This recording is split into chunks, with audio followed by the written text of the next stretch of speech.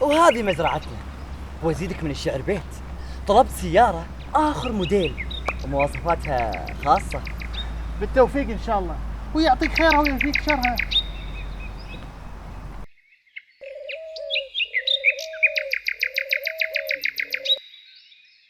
حمد، ايش رايك نتسلى شوي؟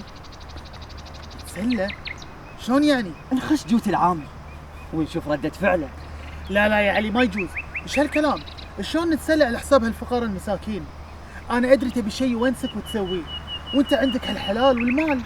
ايش رايك ما تحط في جوت العامل مبلغ بسيط وتشوف ردة فعله؟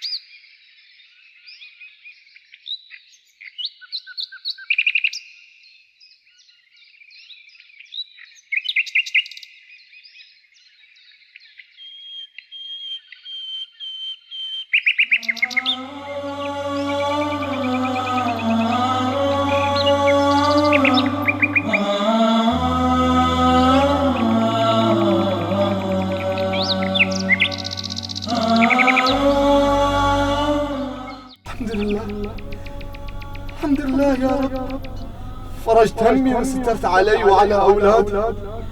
أحمدك يا رب، أحمدك يا رب، استجبت لي دعوات.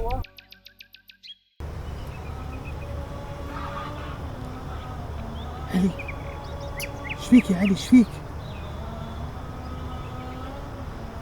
يا سبحان الله، شفت شلون فرحتك الحين أكبر من اللي كنت بتسويه في العامل؟